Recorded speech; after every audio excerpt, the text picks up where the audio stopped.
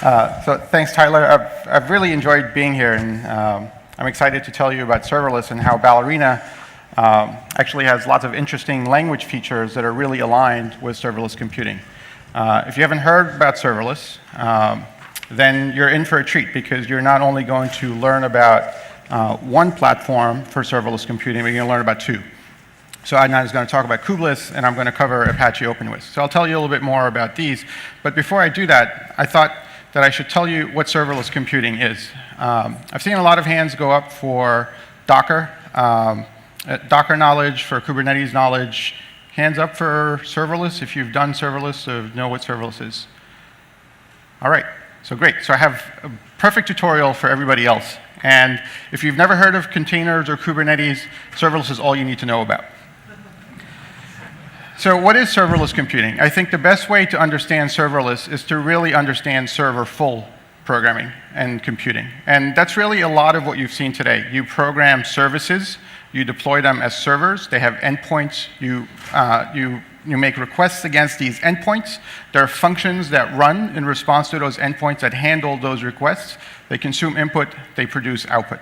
So there's two components here. There's the API, and then there's a function. And then there's an integration between them. And with Ballerina, it's very fluid, right? It's single semantic domain. You do both in the same language. So an example of a function, here I'm just going to use the hello world example. I'm not going to explain the Ballerina code. I think there's been enough tutorials and examples today for you to understand what this is doing. But it's just enough for you to look at the sample input outputs to understand what I'm doing here. You get some JSON object. If it has a property called name, you're going to use that. And so if it's San Francisco, you'll say hello San Francisco. Otherwise, you'll return hello world or some default message. So that's the function part. Now there's a server part, right? So I have to define a listener. And then I have to define sort of the method that I'm going to use, or the function I'm going to use to handle that, that API endpoint. And sort of you're seeing the code there, sort of highlighted the call to my function, right, in orange. So message.body, that's where I'm actually doing my business logic.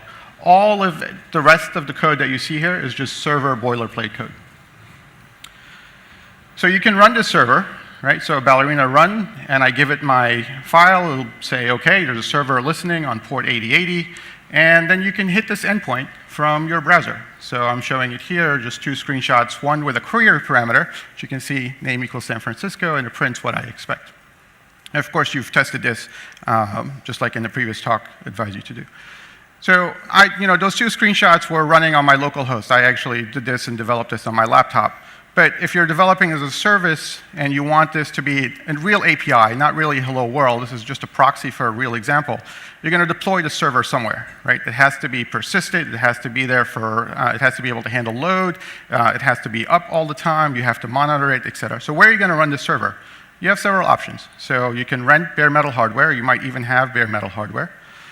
You can rent a virtual machine, you can rent a container, you can run in Kubernetes or a Docker container. But in all of these, you're basically managing the server, right? So that's serverful programming. It's there, it's in your face. You not only manage it, but you have to operate it, you have to patch it, you have to scale it. Right? So if you have one user, maybe you just need one instance of the server, but if you have 1,000 users or 1,000,000 users, you need more than one server instance. So a lot of the frameworks out there that like Kubernetes and Mesos that sort of are helping you try to figure out how to do this auto scaling. Not only do you have to do all of the things like managing, operating, scaling, but if you're deploying a server, you're paying for it even when it's idle. There was a talk yesterday about 20% of the resources are actually used in a server and the rest is idle time. So if you're renting a server and you're paying for it and it's not used, that's not cost efficient for you. So serverless computing is about ignoring everything on that side of the screen. No bare metal, no virtual machines, no containers. There's just your function and only your function. You write your code, that's your business logic, that's your business value. You create it, you deploy it as a function, and you operate it as a function. Right? Completely hidden from you how this function runs. Whether it's actually running in a process, a container, a VM, that's none of your business, right? That's really the point of serverless computing. You don't talk about the server or how this is going to run. Now, of course, there's important aspects here that you'll need to consider because you'll want to be able to understand your performance characteristics. You want to be able to understand how to debug this logic. So I'm going to peel the covers a little bit later and tell you what actually happens when you run a serverless function. And you'll see that with Apache OpenWhisk and then with Kubeless. And there's two different models of sort of approaching serverless computing with functions. All right, so I'm going to switch a little bit and sort of give you the Apache OpenWhisk perspective for serverless. And Apache OpenWhisk is a project that started at IBM Research. I was one of the co-creators. Perry Cheng, who's my partner, is also here from IBM. When we started this project, and has grown to a pretty sizable community effort. So we've got, as of this morning, 912 people on Slack, lots of GitHub stars, 120 contributors from lots of different organizations. But the more interesting aspect about it is there's many offerings of this at large scale around the world. So on-prem deployments here and abroad. It's available as a hosted service, so you can use it as IBM Cloud Functions. You can use it as Adobe I/O runtime. It's integrated with their Creative Cloud Suite. And yesterday, Tyler announced that it's available from WSO2 as a managed service as well. You can deploy it just about anywhere, on top of Kubernetes, on top of Mesos, with Red Hat OpenShift, on top of VMs, and I run it almost all the time on my laptop. There's lots of information online, and the Slack community is very active in answering questions. And I have some OpenWhisk Slack if you guys want them later. So I want to remind you of the function. So this was the same function I showed you earlier. It has the JSON data that I'm going to receive as input, and I'm going to return the JSON output. So how do I deploy this in a serverless manner and actually run it? So this is it. So Whisk Action Create is the CLI for OpenWhisk. So it says action create, take this function code that's in this file, create a function from it. Web true basically says expose it as a web endpoint. And once I've done that, I can actually go to my browser and hit the endpoints, and it just works. So you might be skeptical, and you should be. So let me show you. So this is the WSO2 serverless shell. And I have no functions currently deployed. So I'm going to do, is the font okay in the back? Maybe I'll make it a little bit bigger.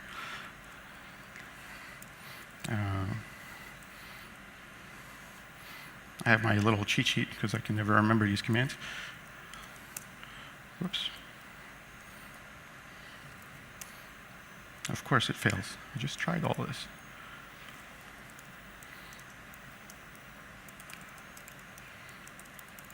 See if that works. All right, so cut and paste failed me, but this didn't fail me. So I'm just copying the function that I had on the screen. Click deploy. The function is deployed, right? So what does that mean? I'm going to talk you through that a little bit later. But basically, I just took this code that I just typed here, and it's in the cloud. It's ready for me to invoke it. So invoke hello. All right. So I'm invoking it. It takes a little bit of time because it's actually, I uploaded source code, right? So the source code has to compile. As you learn, Ballerina code gets compiled to BalX, and it's ready to run. Now I can invoke it again. Notice 2 seconds and then 7 milliseconds for the next invocation. I'll pass a parameter. There it is, 11 milliseconds.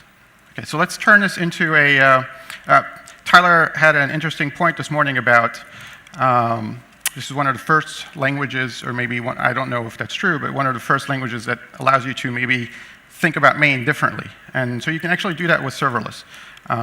So we can say,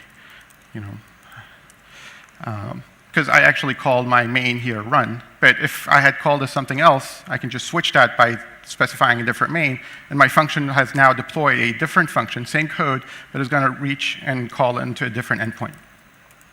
Now let me do the, all right, so I said turn this into an API endpoint. So again, because I updated the code, it's going to recompile, and there it is, right? So you'll notice the URL here. This is actually my local host. If you can make it out, I'm not cheating. We can edit the code if you like.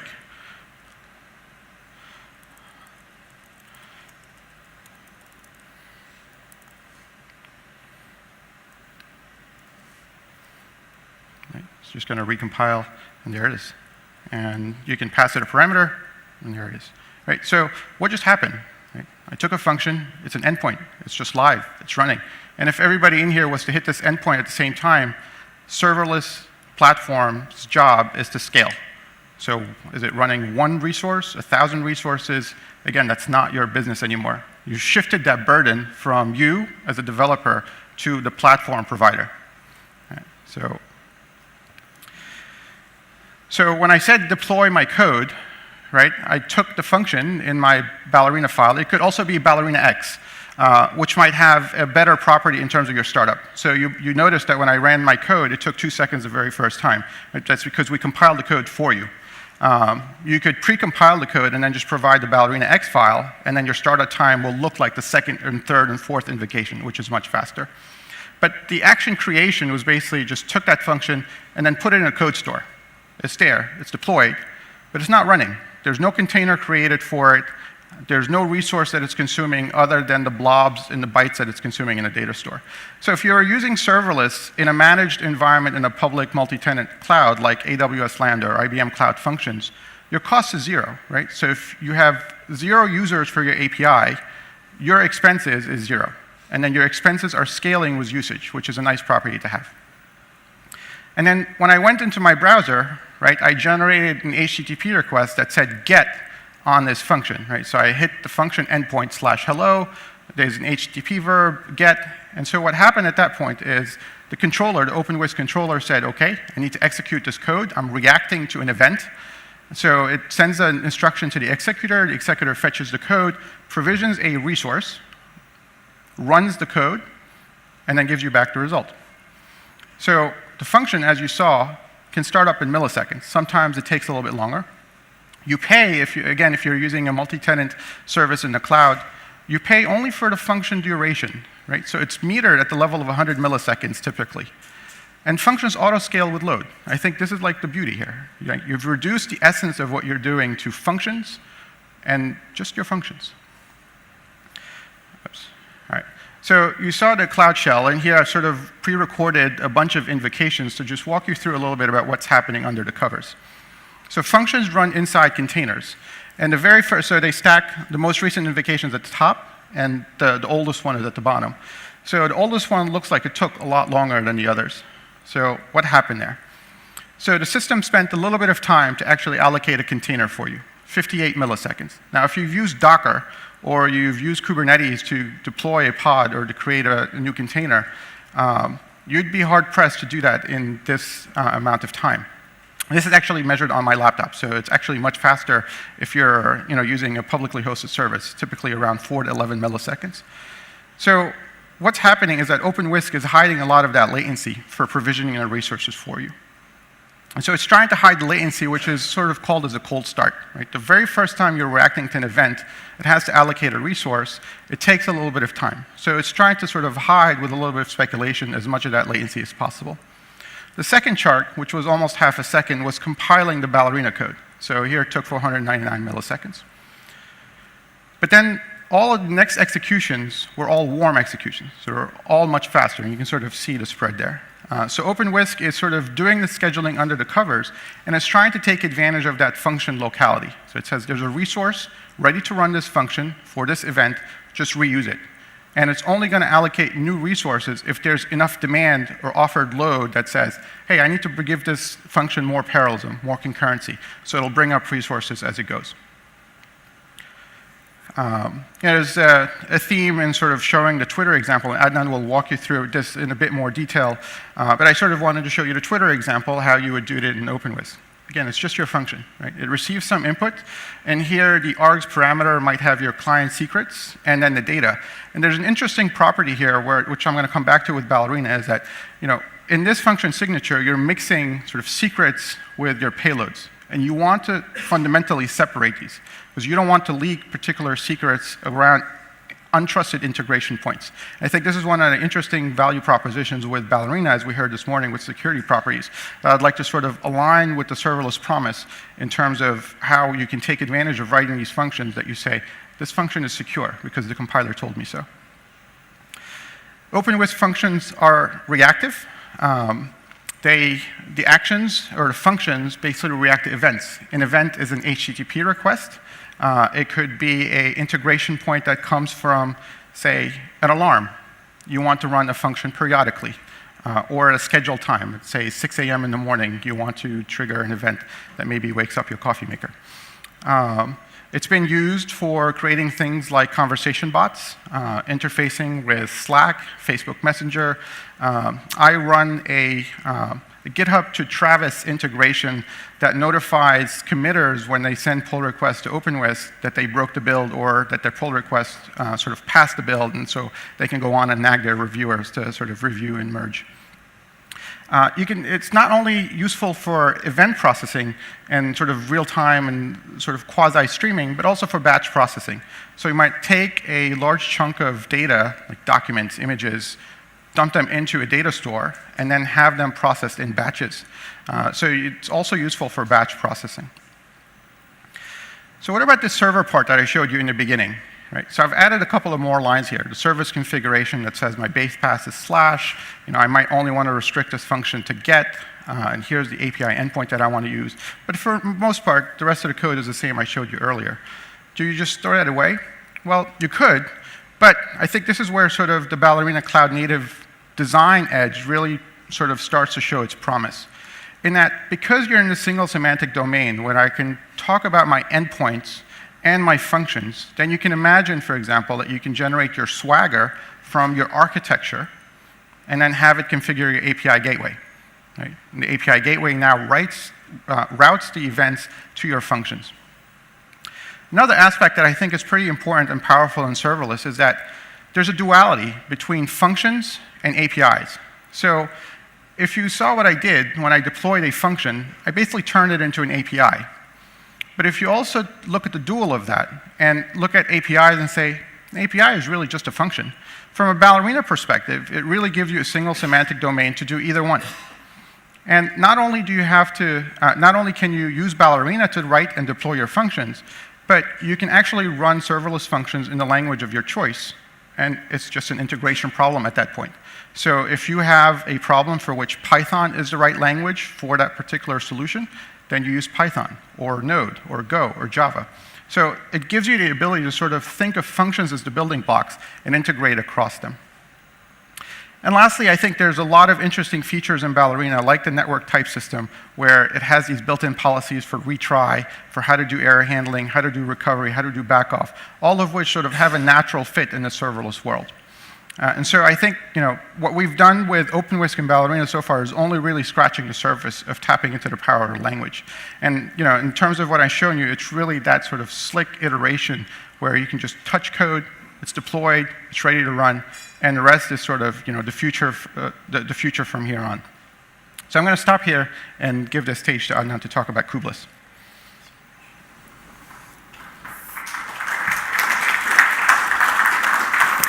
Thanks, Rodric. Just going to go.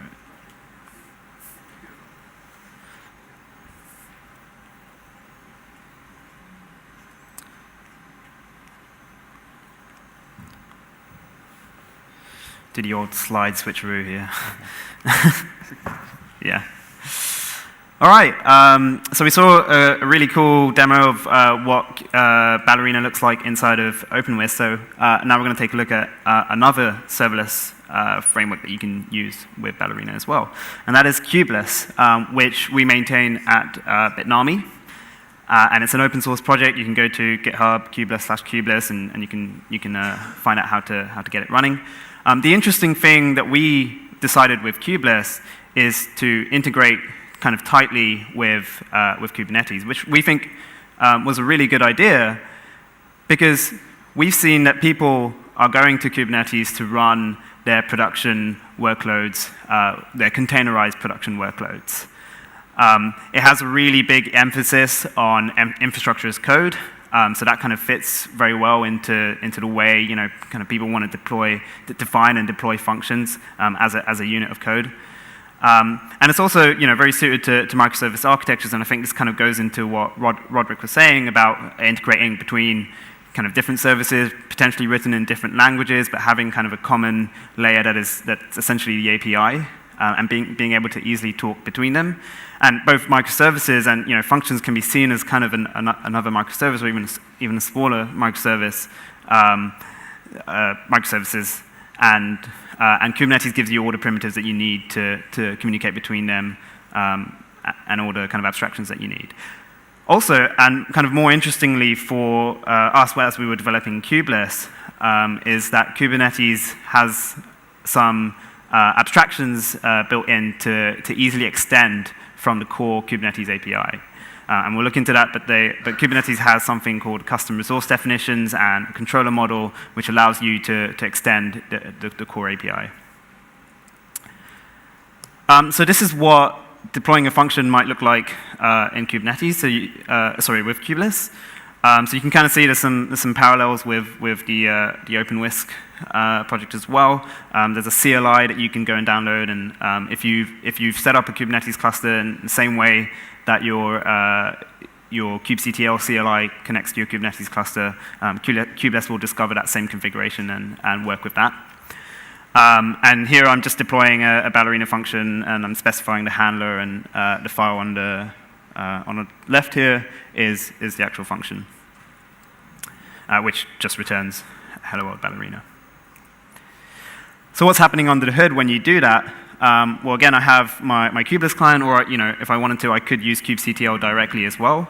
And I'm creating this function custom resource. So I mentioned custom resource definitions, and what Kubeless does is it sets up a function custom resource inside your cluster, and that will include the code that will then be put into a config map inside Kubernetes, which will start up a deployment, and also create a service so that you can actually interact with that function once it's been deployed. So as you can see, apart from the function resource, all of these are Kubernetes primitives. So Kubeless is really kind of using those primitives directly. But let's go ahead and take a look at an actual demo. And by the way, I mentioned the Kubeless CLI, which you can go and download from the GitHub releases page. This is the latest release we have, which is the 1.0 release, which is currently in alpha, soon to be a more stable release. But you can download here the CLI for your particular operating system, and then this is how you actually install the server-side components within your cluster. So this just creates the controller for Kubeless. So I'm going to switch over to my terminal here. I have a 3-node Kubernetes cluster set up here, so hopefully this is large enough for everyone to see. Can everyone see at the back there? Okay, great. So I have 3-node GKE cluster, and I have Kubeless already set up. I'm running Kubeless get server config here, and you can see these are that responds correctly, so that means that's telling me that it's set up, and I can also see what runtimes I have available to me. I'm going to go ahead and watch the pods here, and it just works. Perfect. Okay, so don't pay too much attention to what's actually running there right now. What we're going to see is when I go and deploy a function with Kubeless, and I should probably show you the function that I'm going to deploy first. So I'm just going to cat this one here. So it's pretty similar to the one that was in the slides. What I'm doing here is I'm just printing the event and the context that I get in, and then I'm just returning the data that was passed in that event. So kind of just like an echo service useful for debugging. So we'll go ahead and deploy this. Function deploy. So again, I give my function a name and specify the runtime here, which is Ballerina 0980, which is the latest version.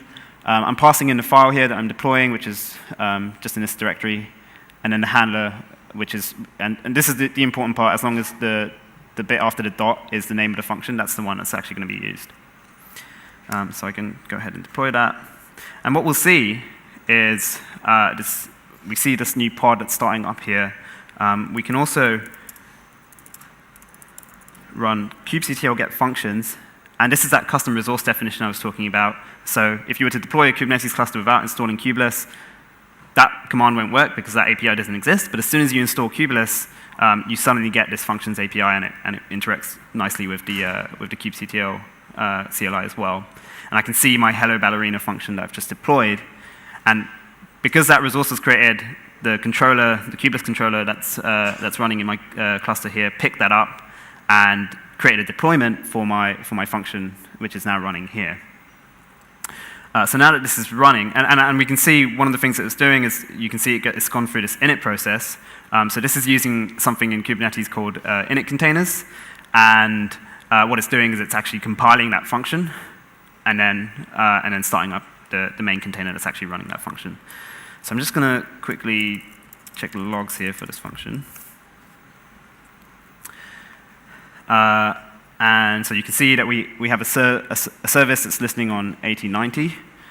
If I run kubectl get services, I have actual Kubernetes service created for my function as well, so I can call out to it.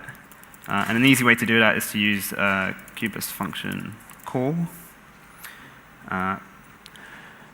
So what we'll see is when I do this, we'll see in the logs that it's actually received that. It's printed out the event and the context there. And as a response, I get essentially what I just passed to it. A more interesting thing you might want to do with functions is hook them up to different services and even connect to them using pub/sub mechanisms. So I've set up a NATS.io cluster in my Kubernetes cluster. And what I'm going to do is you may have seen that I have Minio running here as well. Minio is kind of like an S3 object store that you can run yourself. And I've set up an event in Minio so that it talks to my NATS cluster whenever something is uploaded to a bucket. And with Kubeless, I can set up a NATS trigger.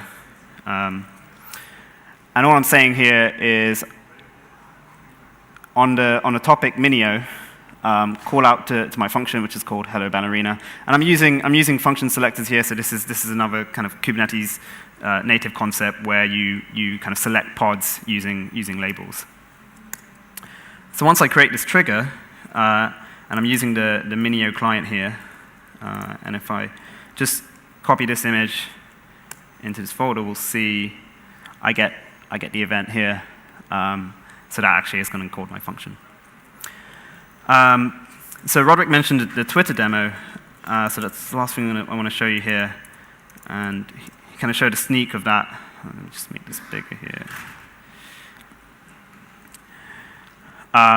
So as you can see, it's pretty similar to the demo that we saw this morning, except we didn't actually have to go and create the server ourselves. We just have to create that one function and just pass in that configuration there and actually send that tweet out. So I'm going to go ahead, and I already have this one running, which we can see ballerina tweet. So I'm going to go ahead and quickly call this kubeless function call. And what we'll do is we'll just prove that this is live.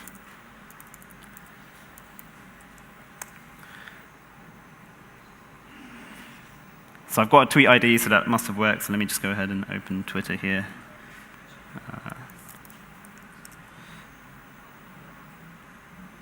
I'll go to my page here. And we do have that tweet, 14 seconds ago. So yeah, that's really all I have for the demo, I guess. Does anyone have any questions for Rodric and I? Yes. How do functions scale in the Kubernetes environment? So one of the great things about relying on Kubernetes is that we can actually use, again, all the primitives that are built into Kubernetes. So in Kubernetes, there's something called horizontal pod autoscaler. Which you can set up custom metrics for, but I think by default you can set it up to just check on like CPU and memory usage, and based on the CPU and memory usage, it will actually automatically scale out your pods. Yep. In OpenWhisk, the model is slightly different. We don't actually defer a lot of decisions to Kubernetes because it's too slow, at least in its current form. So we make a lot of decisions, and we bypass Kubernetes for a lot of container management. But I think there's convergence coming in terms of containers and functions, and so some of that functionality might get pushed down to the underlying layer.